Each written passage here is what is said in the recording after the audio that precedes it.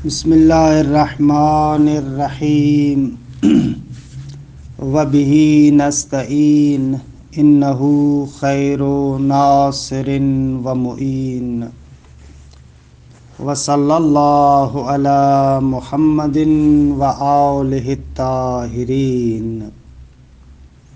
الحمدللہ، خداوند منان کے لطف و کرم سے ہماری گفتگو بدایت الحکمت کے مرحلہ اولیٰ کی فصل پنجم میں ہے۔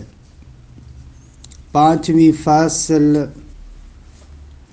جو اس نکتے کے بارے میں ہے کہ وجود حقیقت واحدہ مشککہ ہے۔ گزشتہ جلسے میں عرض ہوا کہ وحدت و کثرت کے بارے میں جو ملا صدرہ کا نظریہ ہے وہی تشکیک خاصی کے عنوان سے معروف ہے۔ تشکیک خاصی سے مراد یہ ہے کہ ایک حقیقت واحدہ ذات مراتب ہے، ایک ہی حقیقت ہے جو تمام موارد میں سریان رکھتی ہے، البتہ اس کے مختلف مراتب ہیں۔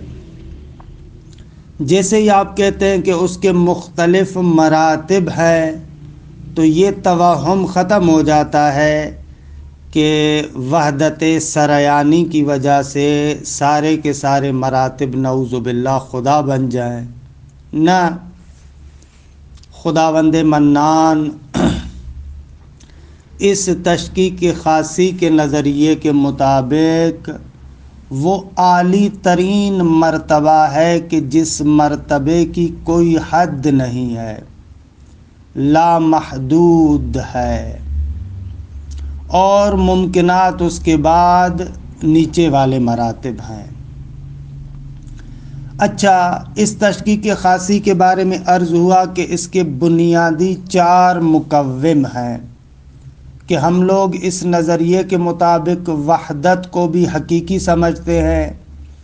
واقعاً ایک حقیقت ہے جو ابتدا سے آخر تک سریان رکھتی ہے، اور دوسرے اعتبار سے کثرت بھی حقیقی ہے کہ کثرت حقیقی ہے، اور کثرت کو 2 طریقوں سے تصویر کر سکتے ہیں۔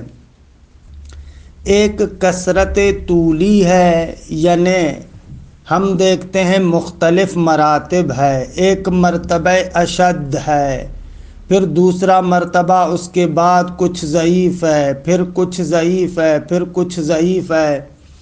تو ہر مرتبے کے لحاظ سے اگر دیکھا جائے تو کثرت ہمارے سامنے آتی ہے کہ اس کو کثرت طولی کہتے ہیں۔ کثرت طولی یہ خود اصل وجود کے اعتبار سے ہے۔ دقت کریں، اس کثرت کے اندر ہم ہر وجود کے مرتبے پر نگاہ کرتے ہیں، اور یہ کثرت خود مرتبہ وجودی سے جنم لیتی ہے، اور معمولاً جو اس کثرت طولی میں بیان کرتے ہیں کہ ان مراتب کے درمیان رشتہ علی و معلولی ہے، ہر اوپر والا مرتبہ نیچے والے مرتبے کے لیے علت و معلول کی حیثیت رکھتا ہے۔ اس کے علاوہ ایک اور کثرت ہے کہ جس کو ہم کثرت عرضی کہتے ہیں۔ کثرت عرضی سے مراد یہ ہے کہ جیسے ہی ہر مرتبہ بنتا ہے تو لامحدود مرتبے کو چھوڑ کر، کیونکہ لامحدود مرتبے کی ماہیت نہیں ہے، اس کے علاوہ بقایا نیچے جتنے بھی مراتب ہیں ہم ہر مرتبے سے ایک ماہیت کو انتزاع کرتے ہیں، اور کیونکہ الماہیات و مسار الکثرت، ماہیت ذاتاً موجب کثرت ہے، ماہیت ذاتاً ہر ایک ماہیت دوسری ماہیت سے اختلاف رکھتی ہے، تو قہراً جیسے ہی ہر مرتبے سے آپ نے ماہیت کو انتزاع کیا تو اس ماہیت کے اعتبار سے ہر مرتبہ دوسرے مرتبے سے مختلف ہوگا۔ کیونکہ جس مرتبے سے آپ ماہیت کو انتزاع کرتے ہیں وہ مرتبہ اس ماہیت کے ساتھ اتحاد رکھتا ہے، اور دوسرا مرتبہ جس سے آپ دوسری ماہیت کو انتزاع کرتے ہیں وہ ماہیت اس دوسرے مرتبے کے ساتھ اتحاد رکھتی ہے۔ اس اعتبار سے دونوں مرتبے ایک دوسرے سے جدا ہوتے جائیں گے، کہ اس کو ہم کہتے ہیں کثرت عرضی۔ اچھا، کہ پس اس تشکیک خاصی کے نظریے کے مطابق وحدت بھی حقیقی ہے، کثرت بھی حقیقی ہے۔ وہ کثرت اس وحدت کی طرف پلٹتی ہے، اور وحدت اسی کثرت کی صورت میں ریزش کرتی ہے اور ظاہر ہوتی ہے۔ یا دوسرے لفظوں میں جیسے کتاب میں عبارت آئی کہ اس نظریے کے اعتبار سے، تشکیک خاصی کے نظریے کے اعتبار سے، ما بہل اتفاق اور ما بہل اختلاف ایک ہی چیز ہے۔ یہ کثرت تشکیکی یا تشکیک خاصی کا نظریہ۔ البتہ اس کو تشکیک خاصی کہتے ہیں اس لیے کہ اس کے مقابلے میں ایک تشکیک عامی ہے جس کے مشاء قائل تھے کہ وہاں پر ما بہل اختلاف اور ما بہل امتیاز دو علیحدہ علیحدہ چیزیں ہیں، اس کو تشکیک عامی کہتے تھے۔ اس کے مقابلے میں یہ تشکیک ہے کہ اس کو تشکیک خاصی کہتے ہیں۔ یہ ہم نے بیان کیا۔ علامہ اس کے بعد دوسرا نظریہ اس بحث میں کہ علامہ کی تعبیر ہے وَذَهَبَ قَوْمٌ مِّنَ الْمَشَّائِينَ، مشائین کا ایک گروہ اس نظریے کا قائل ہے۔ وہ کہتے ہیں کہ موجودات حقائق متباینہ ہیں، یعنی ہر موجود متباین بتمام ذات ہے دوسرے موجود سے۔ اس طریقے سے ان مشاء کے نظریے کو بیان کرتے ہیں، یعنی مشاء کے نظریے کے اعتبار سے ہر موجود دوسرے موجود سے مکمل طریقے سے جدا ہے۔ یعنی مشاء کے نظریے کے مطابق کائنات میں کثرت محض ہے، وحدت اصلا نہیں ہے۔ تمام موجودات ایک دوسرے سے بالکل جدا جدا ہے، بالکل جدا جدا۔ اچھا، مشاء کے اس نظریے پر دلیل کیا ہے؟ علامہ ان کی دلیل بیان کرتے ہیں۔ دیکھیں، اس نظریے میں دو مرحلے، ایک یہ موجودات متباین ہے اور دو متباین بے تمام ذات ہے۔ پس دلیل کے اندر ہمیں ان دونوں دعووں کو اور ان دونوں چیزوں کو ثابت کرنا پڑے گا۔ پہلے مرحلے میں یہ ثابت کرنا پڑے گا کہ متباین ہے، اور دوسرے مرحلے میں ثابت کرنا پڑے گا کہ متباین بے تمام ذات ہے۔ مشاء کہتے ہیں کہ موجودات متباین ہیں، ایک دوسرے سے جدا ہے، علیحدہ علیحدہ ہے۔ اس کی دلیل یہ ہے کہ موجودات کے اندر آپ مختلف آثار دیکھتے ہیں۔ مثلا پانی کا اثر ایک ہے، آگ کا اثر ایک ہے، ہوا کا اثر ایک ہے، مٹی کا اثر ایک ہے۔ تو آپ ان موجودات کو اٹھا کر دیکھیں، ہر موجود کے آثار خاصہ ہیں، مختلف آثار ہیں۔ جو اثر ایک موجود میں ہے وہ دوسرے میں نہیں ہے، یہ اس کے ساتھ مخصوص ہے، وہ اس کے ساتھ مخصوص ہے۔ خوب اس اختلاف آثار سے پتہ چلتا ہے کہ یہ دو موجود علیحدہ علیحدہ ہیں۔ اگر ایک ہی طرح سے ہوتے، ان میں کوئی اختلاف نہ ہوتا، تو پھر یہ آثار مختلفہ کیوں ہیں؟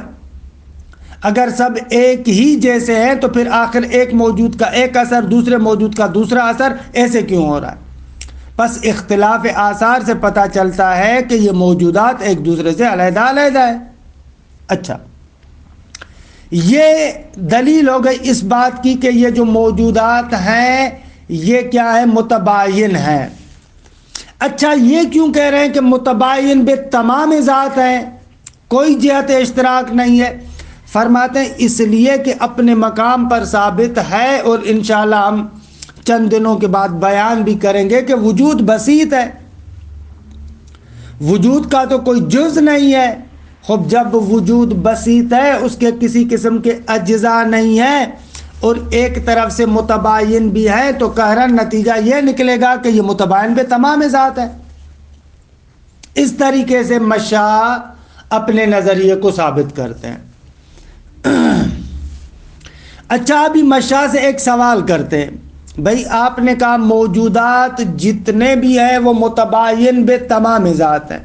خوب اگر متباین بے تمام ذات ہیں تو پھر مفہوم وجود مشترک تمام موجودات پر کیسے حمل ہوتا ہے؟ پھر اس کو تو حمل نہیں ہونا چاہیے، مشترک معنوی نہیں ہونا چاہیے، حالانکہ آپ لوگ کہتے ہیں کہ وجود مشترک معنوی ہے. اس کا جواب اس طریقے سے مشا دیتے ہیں کہ بابا وہ جو مفہوم وجود ہے ایک عرضی خارجی ہے اور ان تمام موجودات کا لازمہ ہے. عرضی خارجی ہے اور تمام موجودات کا لازمہ ہے اور ان پر حمل ہوتا ہے.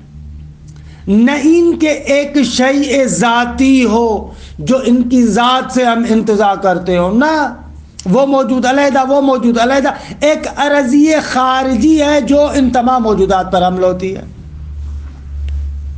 مثلا جیسے آپ انشاءاللہ پڑھیں گے چل کر اعراض نوگانہ مقولات عشر میں، وہ اعراض نوگانہ متباین بے تمام ذات ہے لیکن ان پر آپ ایک مفہوم عرض کو حمل کرتے ہیں. خب مفہوم عرض کا اعراض نوگانہ پر حمل ہونا عرضی کے عنوان سے، یہاں پر بھی ایسے ہی ہے.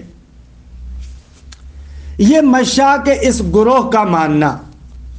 لیکن مرحوم علامہ طباطبائی رحمۃ اللہ علیہ فرماتے ہیں کہ یہ قول درست نہیں ہے. مذہب حق یہ ہے کہ وجود حقیقت واحدہ مشککہ ہے. اچھا بھائی آپ نے اب یہ بھی ثابت کرنا ہے کہ حقیقت واحدہ ہے، حقائق متباینہ نہیں ہے، اور وہ حقیقت واحدہ مشککہ ہے، اس میں تشکیک بھی ہے. خب علامہ نے بھی ان دونوں چیزوں کو ثابت کرنا ہے.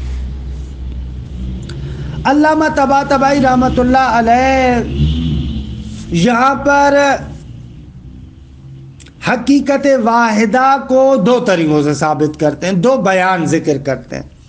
ان دونوں بیانوں سے مشاء کے نظریے کا ابطال بھی روشن ہو جائے گا.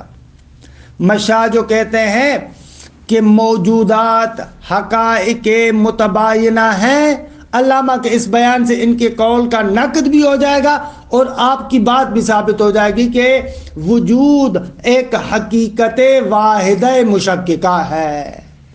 اچھا بیان مطلب کیا ہے؟ بیان مطلب یہ ہے، اس مطلب کو بیان کرنے سے پہلے ایک چھوٹا سا مقدمہ عرض کروں. دیکھیں معرفت شناسی میں ایک مطلب ثابت ہے کہ جس کو ہم یعنی اسلامی فلاسفر قبول کرتے ہیں، وہ یہ ہے کہ آغا جتنے بھی خارجی امور ہیں آپ ان سے مفہوم انتزاع کرتے ہیں، یعنی جو مفہوم ذہنی ہے اور جو اس کا خارج میں مصداق ہے ان دونوں کے درمیان رابطہ ہوتا ہے. ایسے نہیں ہے کہ ذہن اپنی طرف سے چند مفاہیم کو جعل کر دے، گھڑ لے اور بنا لے اور ان کا خارج کے ساتھ کوئی بھی رابطہ نہ ہو اور اپنی طرف سے آ کر ان مفاہیم کو خارج پر فٹ کرے. ایسے نہیں ہوتا. اگر اس بات کو مان لیا جائے تو معرفت شناسی میں یہ بات وہی سفسطہ ہو جائے گی، نسبیت ہو جائے گی. یعنی اس کا مقصد یہ ہے کہ آپ خارج سے بالکل کٹے ہوئے ہیں، خارج کا آپ کو پتہ نہیں ہے، آپ نے اپنی طرف سے کوئی مفہوم بنایا اور اس کو خارج پر آپ نے فٹ کر دیا. ایسے ہو جائے گا. حالانکہ معرفت شناسی میں اپنے مقام پر بیان کرتے ہیں اور ثابت کرتے ہیں کہ نہ عزیز من، ایسے نہیں ہے کہ ذہن انسانی یا انسانی ذہن کی جو دنیا ہے، جو تصورات ہیں، وہ مفاہیم ہیں، وہ خارج سے بالکل کٹے ہوئے ہوں. نہ ایسے نہیں ہے، بلکہ انسانی ذہن خارج کی نسبت سے منفعل ہوتا ہے، خارج کی بنسبت منفعل ہوتا ہے. یعنی جس طرح سے خارج ہوتا ہے اسی طریقے سے انسانی ذہن اس سے مفہوم کو انتزاع کرتا ہے، اس سے مفہوم کو لیتا ہے. حتیٰ یہ لفظ جو خود آپ کہتے ہیں نا انتزاع کرتا ہے، یعنی اس خارج سے لیتا ہے. یعنی انسان کا ذہن اس خارج کی نسبت سے فعال نہیں ہوتا بلکہ منفعل ہوتا ہے۔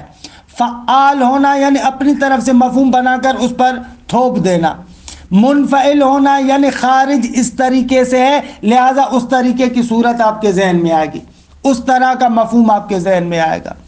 مثلا جیسے آپ کو آگ کا علم ہے، آگ کی تصویر آپ کے ذہن میں آتی ہے، یا مثلا پانی کا علم ہے اور پانی کی تصویر آپ کے ذہن میں آتی ہے، تو اب ایسے نہیں ہے کہ آپ کی مرضی ہے کہ آپ کے ذہن نے ایک مفہوم بنا لیا اس کو آگ پر فٹ کرے، اور آپ کے ذہن کی مرضی ہو کہ پانی کا ایک مفہوم بنا لیا اور اس کو پانی پر فٹ کرے۔ نہ، آگ کا مفہوم اسی طریقے سے آئے گا جیسے آگ ہے، پانی کا مفہوم اسی طریقے سے آئے گا جیسے پانی ہے۔ تو یہ ایک معرفت شناسی میں اصل بنیاد ہے علم فلسفہ اسلامی کے اندر کہ ہم اس کو قبول کرتے ہیں۔ خوب، اگر یہ مقدمہ ہم نے مان لیا تو اب آتے ہیں مطلب کو ثابت کرتے ہیں۔ مرحوم علامہ کہتے ہیں کہ آغایون مشاء، آپ لوگ بھی مانتے ہیں کہ وجود مشترک معنوی ہے۔ مفہوم وجود جو آپ کے ذہن میں آتا ہے وہ مفہوم مشترک معنوی ہے۔ مشترک معنوی ہے یعنی کیا؟ یعنی ایک ہی معنی میں تمام موجودات پر حمل ہوتا ہے۔ خوب، اس کو آپ تسلیم کرتے ہیں۔ خوب، اگر خارج میں جتنے بھی موجودات ہیں وہ حقائق متباینہ بما ہی متباینہ ہوں تو اس کا لازمہ یہ ہے کہ آپ مفہوم واحد کو کثیر بما ہوا کثیر سے انتزاع کریں، جو کہ محال ہے۔ دقت کریں، کیا عرض کر رہے ہیں؟ علامہ کہہ رہے ہیں کہ اگر خارج میں واقعاً ایک وحدت نہ ہو تو پھر اس مفہوم واحد کو آپ نے کہاں سے انتزاع کیا؟ یہ مفہوم واحد آپ کہاں سے لے کر آئے؟ خوب، خارج میں تو کثرت محضہ ہے، متباین بے تمام ذات ہے، ان کے اندر کوئی جہت وحدت نہیں۔ خوب، جب ان کے اندر کوئی جہت وحدت نہیں ہے تو اس مفہوم واحد کو کیسے انتزاع کیا؟ خوب، محال ہے۔ کثیر بما ہوا کثیر سے مفہوم واحد بما ہوا واحد کو آپ انتزاع نہیں کر سکتے، کوئی جہت وحدت نہیں ہے۔ خوب، جب کوئی جہت وحدت نہیں ہے تو اس مفہوم واحد کو کہاں سے لائیں؟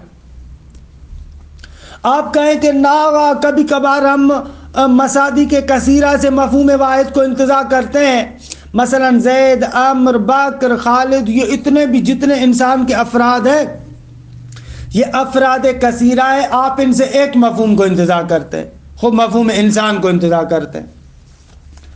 تو مسادی کے کثیرہ سے آپ مفہوم واحد کو انتزاع کر سکتے ہیں؟ تو اس کا جواب یہ ہے کہ آپ نے ہماری عبارت پر غور نہیں کیا۔ ہم نے کہا کثیر بما ہوا کثیر سے مفہوم واحد انتزاع نہیں کر سکتے، اور یہ جو آپ مثال دے رہے ہیں زید، عمر، بکر، خالد، یہ اتنے مختلف موجودات ہیں اور ان سے مفہوم واحد انتزاع کرتے ہیں، یہ کثیر بما ہوا واحد سے ہم مفہوم واحد انتزاع کر رہے ہیں۔ یہ سارے کے سارے افراد اس اعتبار سے کہ ایک شیء واحد میں شریک ہے، وہ کیا ہے؟ نو، اس اعتبار سے ہم لوگ مفہوم واحد کو انتزاع کرتے ہیں۔ اگر کثیر کو جہت جامعہ کے اعتبار سے دیکھا جائے جس میں سارے شریک ہیں تو وہاں سے مفہوم واحد انتزاع ہو سکتا ہے، لیکن فرض مسئلہ یہ ہے کہ جیسے کہ مشاہ کہہ رہے ہیں کہ موجودات حقائق متباینہ ہے، ان کے اندر کوئی جہت وحدت نہیں ہے، کوئی جہت جامعہ نہیں ہے۔ خوب، جب ان کے اندر کوئی جہت وحدت نہیں، کوئی جہت جامعہ نہیں تو مفہوم واحد کو کیسے انتزاع کرتے ہیں؟ خوب، محال ہے کثیر بما و کثیر سے واحد بما و واحد کو انتزاع کریں۔ پس یہ کہنا کہ موجودات حقائق متباینہ ہے غلط ہے، بلکہ ثابت ہوتا ہے اس مفہوم واحد کا انتزاع کرنا، مفہوم واحد یعنی مشترک معنوی کے اعتبار سے یہ جو مفہوم وجود ہے اس کو انتزاع کرنا بیان کرتا ہے کہ نہ ان تمام موجودات کے اندر ایک جہت وحدت موجود ہے، اس جہت واحدہ کے اعتبار سے ہم مفہوم واحد کو انتزاع کرتے ہیں۔ اچھا، رہ گئی بات ان مقولات نہگانہ کی کہ وہ متباین بے تمام ذات ہیں، خوب وہاں پر کہیں گے کہ درست ہے کہ وہ ماہیات متباین بے تمام ذات ہیں، اما جتنے بھی اعراض ہیں وہ نحوِ وجود عرض میں سب کے سب شریک ہے. کہ بہرحال یہ ہم مقولات عشر کے باعث میں کہیں گے. درست ہے کہ مقولات 9 گانا ماہیات متباین ہیں، ان ماہیات میں کوئی جہت اشتراک نہیں ہے، درست ہے، لیکن ان سے ہم جو مفہوم عرض واحد کو انتزاع کرتے ہیں وہ ان اعراض کے نحوِ وجودی کو مد نظر رکھتے ہیں، کیونکہ تمام کے تمام اعراض کا نحوِ وجودی عرض ہے، اس میں مشترک ہے، اس نحوِ وجودی میں مشترک ہے. خوب وہاں سے مفہوم واحد کو انتزاع کرتے ہیں، وہاں پر مشکل نہیں ہے. خوب اچھا، دوسرا بیان جو مرحوم علامہ کا ہے، وہ مرحوم علامہ کہتے ہیں کہ آغا ہم یہاں پر 4 صورتیں دیکھتے ہیں. آپ یہ جو مفہوم واحد بما ہوا واحد ہے، اگر مصادیق کثیرہ بما یا کثیرہ سے انتزاع کریں تو اب اس مفہوم واحد کے بارے میں ہم سوال کرتے ہیں. مثلا فرض کریں آپ کے سامنے ایک زید ہے اور ایک عمر ہے، خوب، اور دونوں کیا ہے؟ متباین بتمام ذات. اچھا، ان دونوں سے آپ فرض کریں ایک مفہوم واحد کو انتزاع کرتے ہیں. سوال، اس مفہوم واحد کو آپ نے زید سے انتزاع کیا ہے یا عمر سے انتزاع کیا ہے؟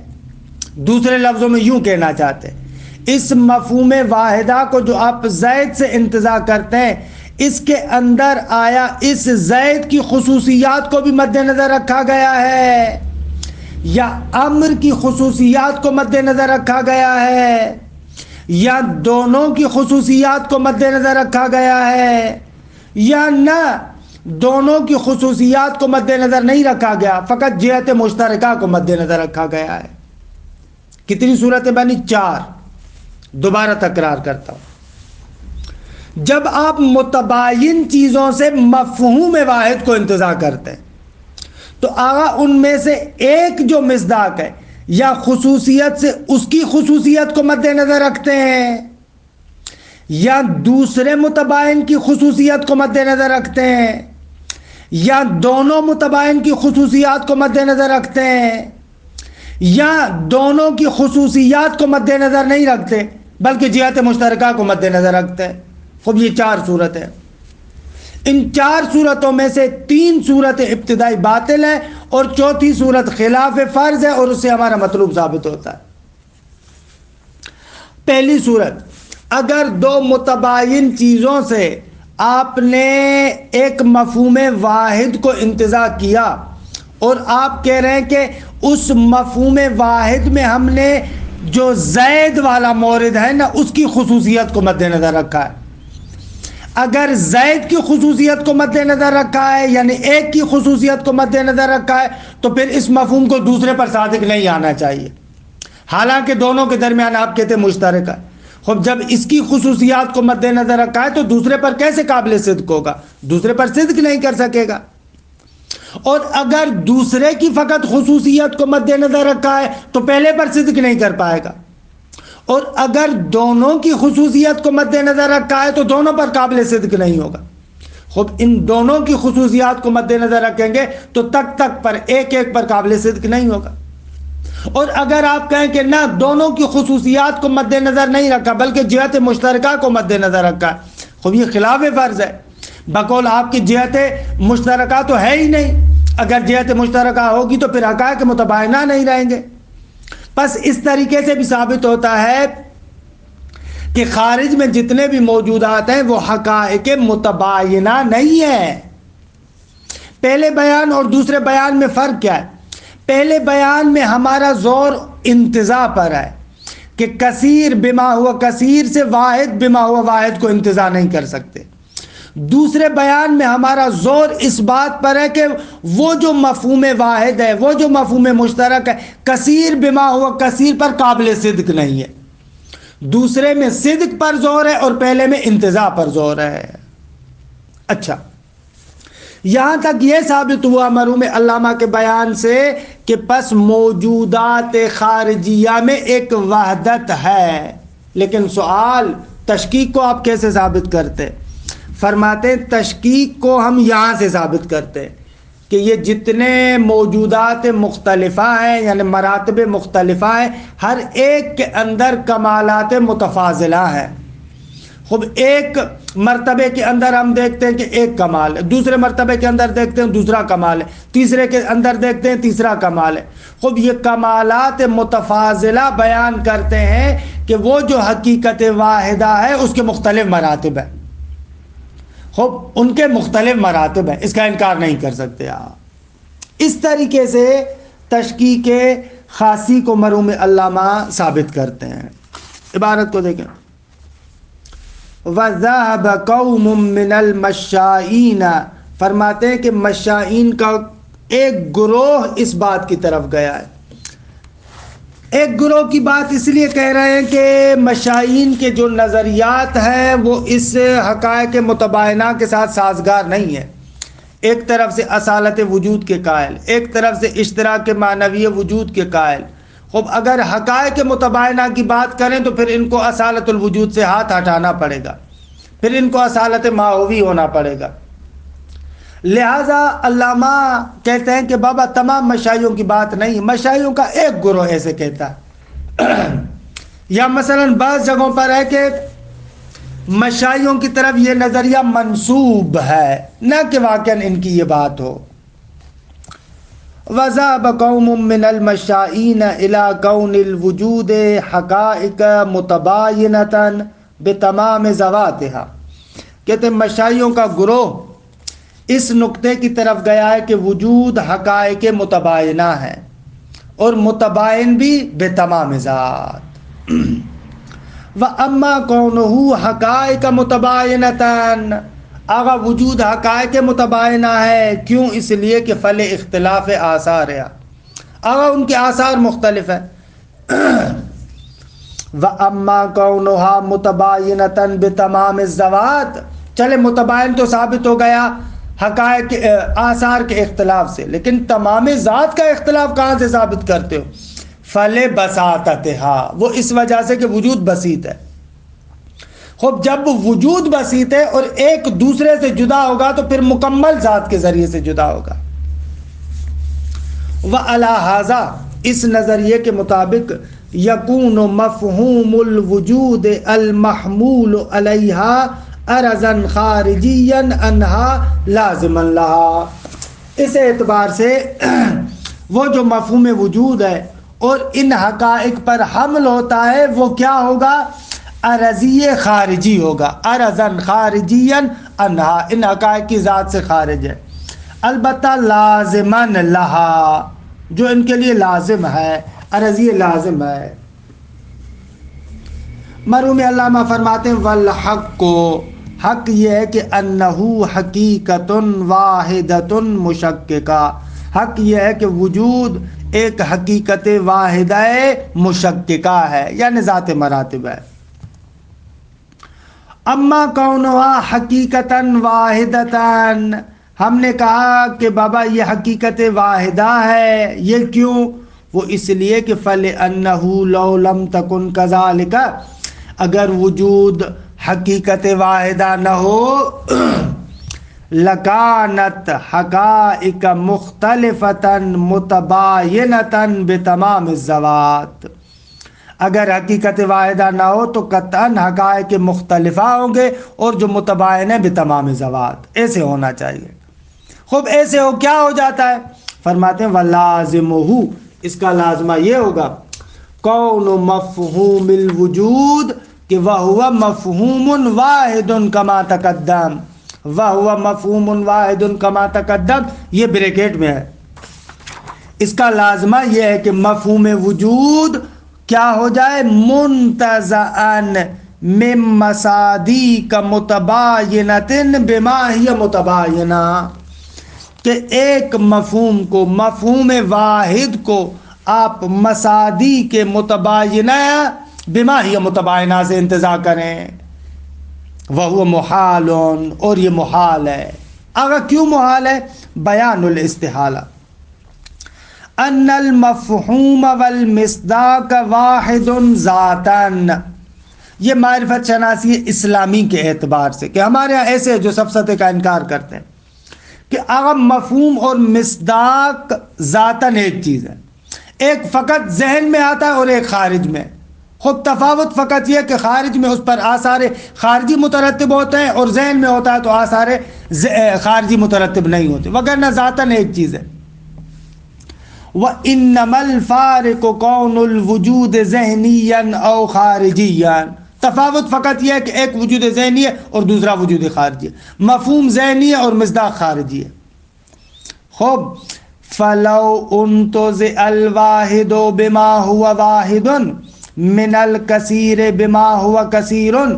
اگر واحد اس جہت سے کہ واحد ہے، اس کو کثیر اس جہت سے کہ کثیر ہے اس سے انتزاع کیا جائے. بما ہوا کثیر ان کی قید کیوں لگا رہے؟ اس لیے لگا رہے کہ کثیر میں اگر جہت وحدت ہو اور اس سے آپ انتزاع کریں تو ہو سکتا ہے. یعنی کثیر بما ہوا واحد سے مفہوم واحد انتزاع ہو سکتا ہے، لیکن کثیر بما ہوا کثیر سے مفہوم واحد انتزاع نہیں ہو سکتا. اگر واحد بما ہوا واحد کو کثیر بما ہوا کثیر سے انتزاع کریں تو کان الواحد بما ہوا واحد کثیرا بما ہوا کثیر. واحد بما ہوا واحد، کثیر بما ہوا کثیر ہو جائے. کیونکہ فرض یہ ہے کہ آغا مفہوم اور مصداق ایک چیز ہے اور آپ کثیر بما ہوا کثیر سے مفہوم کو انتزاع کر رہے ہیں. خود جہت وحدت نہیں ہے تو اس مفہوم کو کثیر ہونا چاہیے، در حالی کہ آپ کہہ رہے ہیں کہ مفہوم واحد ہے. خب وہ آپ کا مفہوم واحد جس کو آپ واحد کہہ رہے ہیں وہ حقیقت میں کثیر بما ہوا کثیر ہونا چاہیے، کیونکہ مفہوم اور مصداق تو ایک ہی چیز ہے. وہ محال اور یہ محال ہے. یہ ایک بیان. خب دوسرا بیان وَأَيْضًا لَوْ أُنْتُزِعَ الْمَفْهُومُ الْوَاحِدُ بِمَا هُوَ وَاحِدٌ مِنَ الْمَصَادِقِ الْكَثِيرَةِ بِمَا هِيَ كَثِيرَةٌ. اگر مفہوم واحد بما ہوا واحد کو مصادیق کثیرہ بما ہوا کثیرہ سے انتزاع کرے تو چار صورتیں. فَإِمَّا أَن تُعْتَبَرَ فِي صِدْقِهِ خُصُوصِيَّةُ هَذَا الْمِصْدَاقِ. یا تو اس مفہوم واحد کے صدق میں اس مصداق واحد کی خصوصیت کو مد نظر رکھا ہے تو نتیجتاً لم یصدق علی ذلک المصداق، تو پھر یہ دوسرے مصداق پر صدق نہیں کرے گا. وَإِن توبیرا یا وَإِن اُعْتُبِرَ فِيهِ خصوصیت ذاک. اور اگر آپ نے اس مفہوم واحد میں اس دوسرے کی خصوصیت کو معتبر جانا ہے تو لم یصدق علی ھذا، تو پھر اس پہلے پر صدق نہیں کرے گا. وَإِنْ اُعْتُبِرَ فِيهِ الْخُصُوصِيَّتَانِ مَعًا. یا نہ اس کے اندر آپ نے دونوں کی خصوصیات کو مد نظر رکھا ہے تو لم یصدق علی شیء منہما، تو پھر دونوں میں سے کسی ایک پر صادق نہیں آئے گا. یعنی کسی پر بھی صادق نہیں آئے گا. بے بچے کسی ایک پر نہیں بلکہ کسی پر بھی صادق نہیں آئے گا. وَإِن لَمْ يُعْتَبَرْ مِنَ الْخُصُوصِيَّتَيْن، یعنی وَإِن لَمْ يُعْتَبَرْ شَيْءٌ مِنَ الْخُصُوصِيَّتَيْن، یا آپ کہیں کہ نہ دونوں میں سے کسی کی بھی خصوصیت کو مد نظر نہیں رکھا. بل انتزع من القدر المشترک بینہما، بلکہ جو ان دونوں کے درمیان قدر مشترک ہے اس سے ہم نے مفہوم کو انتزاع کیا ہے. تو نتیجہ کیا ہوگا؟ لم یکن منتزعا من الکثیر بما ہوا کثیر. تو پھر خلاف فرض ہے، یہ کثیر بما ہوا کثیر سے آپ نے انتزاع نہیں کیا، بل بما ہوا واحد، یعنی کثیر بما ہوا واحد سے آپ نے انتزاع کیا جو خلاف فرض ہے. جیسے کل کلی المنتزع من الجہت المشترکۃ بین الافراد الصادق علی الجمیع، جس طریقے سے وہ کلی کے جس کو آپ اس جہت مشترکہ کے اعتبار سے انتزاع کرتے ہیں کہ جو مشترک ہے تمام افراد کے درمیان کہ الصادق علی الجمیع، وہ کلی جو تمام افراد پر صادق آتی ہے. یہ الصادق کلی کی صفت ہے نہ کہ افراد کی صفت ہے. ھذا خلفون، اور یہ خلاف فرض ہے کیونکہ فرض یہ تھا کہ جہت مشترکہ نہیں ہے. خب اگر جہت مشترکہ کو درست کر رہے ہیں تو اس صورت میں خلاف فرض ہوگا اور ہمارا مطلوب ثابت ہوگا. یعنی خارج میں حقائق متباینہ نہیں ہے بلکہ وحدت بھی ہے. خب ان دونوں بیانوں سے ثابت ہوا کہ حقائق متباینہ نہیں ہے، وحدت ہے. اگر وہ وحدت تشکیکی ہے، یہ کہاں سے ثابت کر رہے ہیں؟ فرماتے ہیں وَأَمَّا أَنَّ حَقِيقَتَهُ مُشَكِّكَةٌ، اور یہ کہ وہ واحدہ حقیقت واحدہ مشککہ ہے، اس کو کیسے ثابت کرتے ہیں؟ وہ اس سے فلما يظهر من الكمالات الحقيقية المختلفة التي هي صفات متفاضلة غير خارجة عن الحقيقة الواحدة. وہ آگاہ یہاں سے ثابت کرتے ہیں کہ یہ جو کمالات حقیقیہ مختلفہ ہیں کہ جو در حقیقت صفات متفاضلہ، ایک شدید ہے، ایک اس سے کمتر ہے، ایک اس سے زیادہ اشد ہے، اس طریقے کے یہ جو کمالات حقیقیہ، یہ جو صفات متفاضلہ، ایک میں زیادہ، ایک میں کم، ایک میں زیادہ، ایک میں کم، خوب یہ کہاں سے آ رہا ہے؟ اور ہم نے اصالت وجود کی بنا پر کہا کہ وجود کے علاوہ تو کوئی چیز اور ہے ہی نہیں.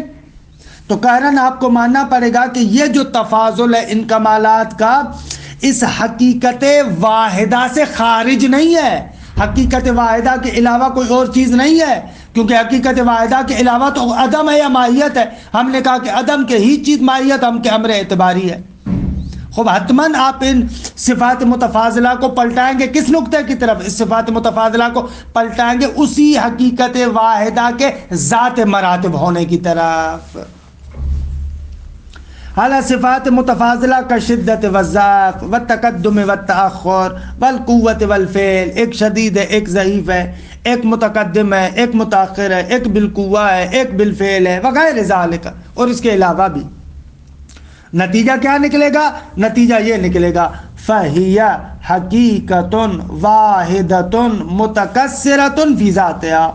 پس ماننا پڑے گا کہ وجود ایک حقیقت واحدہ متکثرہ ہے فی ذاتها، خود اس کے ذات میں تکثر پایا جاتا ہے. ذات میں تکثر پایا جاتا ہے یعنی کیا؟ یعنی مراتب کے اعتبار سے کہ یرجع فیہا کل ما بہ الامتیاز الی ما بہ الاشتراک. اسی تشکیق کا دوبارہ پھر تکرار کریں کہ جس میں پلٹتا ہے ہر ما بہ الامتیاز ما بہ الاشتراک کی طرف، و بالعکس، اور بالعکس بھی ایسے ہی ہے، یعنی ما بہ الاشتراک ما بہ الامتیاز کی طرف پلٹتا ہے.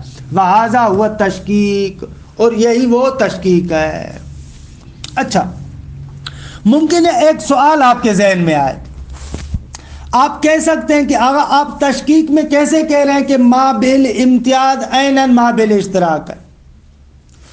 ابھی آپ نے کہا کہ مفہوم اور مصداق میں کیا ہوتا ہے؟ ذاتاً وحدت ہے، ذاتاً ایک ہی چیز ہے. آپ کثیر بما ہوا کثیر سے واحد بما ہوا واحد کو انتزاع نہیں کر سکتے. تو پھر آگا آپ تشکیق میں کیسے کہہ رہے ہیں کہ جو چیز موجب وحدت ہے وہی موجب امتیاز ہے؟ خب یہ تو ان دونوں باتوں میں ظاہراً تحافظ نظر آ رہا ہے. تو جواب اس کا یہ ہے آگا، یہ جو ہم کہہ رہے ہیں کہ تشکیق خاصی کے مطابق ہم کہتے ہیں کہ ما بہ الامتیاز عین ما بہ الاشتراک ہے، جس چیز میں ان لوگوں کا یعنی ان موجودات کا آپس میں اتفاق ہے اسی میں اختلاف ہے. تو مقصد یہ نہیں ہے کہ اس حقیقت واحدہ میں جس جہت سے مفہوم واحد کو انتزاع کرتے اسی جہت سے مفہوم کثیر کو اور مفہوم اختلاف کو بھی جو ہے وہ کیا ہم انتزاع کرتے ہیں. نہ، مقصد یہ نہیں ہے، دقت کیجئے گا. یہ نہیں کہنا چاہ رہا کہ جس جہت سے آپ ما بہ الامتیاز کو انتزاع کرتے ہیں اسی جہت سے ما بہ الاشتراک کو انتزاع کرتے ہیں. خب اگر ایسے ہو تو آپ کا اشکال وارد ہے کہ یہ بات سازگار نہیں ہے اس بات کے ساتھ کہ مفہوم اور مصداق ذاتاً ایک ہے، بلکہ حقیقت واحدہ کو ہم اس اعتبار سے کہ ایک حقیقت ہے اس اعتبار سے ما بہ الاشتراک کو انتزاع کرتے ہیں. اما ایک حقیقت ذات مراتب ہے، اس کے مراتب مختلف ہیں، ان مختلف مراتب کے اعتبار سے ما بہ الامتیاز کو انتزاع کرتے ہیں. پس جہت مختلف ہے، اگرچہ خارج میں حقیقت واحدہ ہے، اما یہ جو ہم ما بہ الاشتراک اور ما بہ الامتیاز کو انتزاع کرتے ہیں دو علیحدہ علیحدہ جہتوں سے انتزاع کرتے ہیں. اس اعتبار سے کہ ایک حقیقت ما بہ الاشتراک کو انتزاع کرتے ہیں، اما اس اعتبار سے کہ یہ ایک حقیقت ذات مراتب ہے ہم ما بہ الامتیاز کو انتزاع کرتے ہیں.